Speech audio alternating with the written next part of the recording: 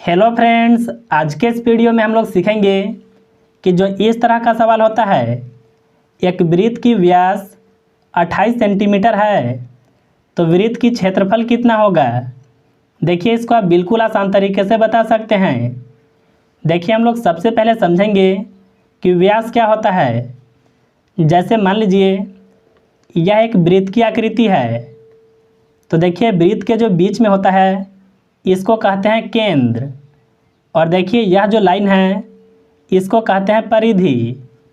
देखिए केंद्र से लेकर के जो परिधि तक लाइन मिलता है इसको कहते हैं त्रिज्या,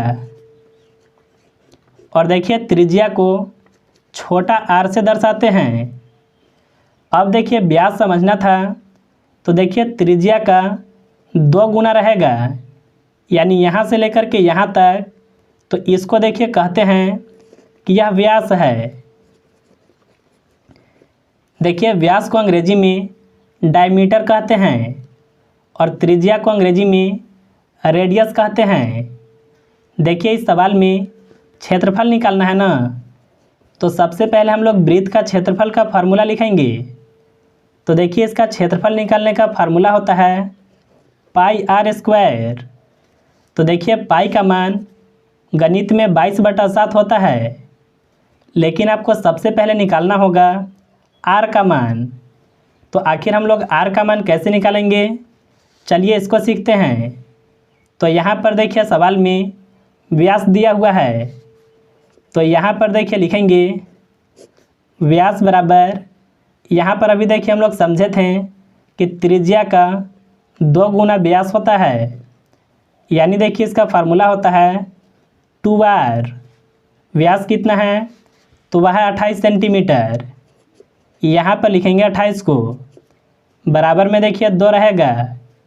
इसको आप देखिए गुना में r को लिख सकते हैं, r के साथ देखिए 2 है गुना में, बराबर के इस पर आएगा तो यह संख्या हो जाएगा भाग में, यानी 28 के बटा में 2 आ जाएगा।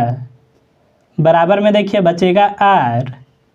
2 से 28 को काटे, यह कटेगा 14 बार में, यानी देखिए r का मान कितना आ गया, तो वह आ गया 14।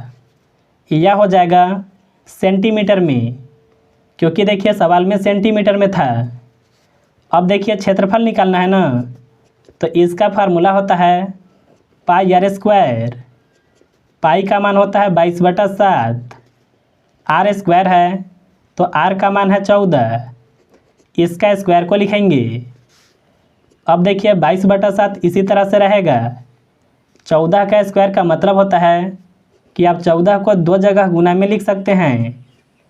7 से 14 को काटे, यह कटेगा 2 बार में। 22 से गुना 2 में करें, यह होगा 44। अब देखिए गुना में है 14। 14 से गुना 4 में करें, यह होगा 56 का 6, 5 होगा हासिल। 14 से गुना 4 में करने पर फिर से होगा 56, 5 हासिल है ना, तो इसको जोड़ने पर होगा 61, यानी देखिए इतना होगा सेंटीमीटर स्क्वायर में।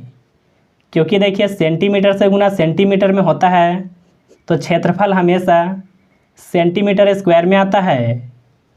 तो देखिए इस तरह से आप बिल्कुल आसान तरीके से ऐसे सवालों को बना सकते हैं।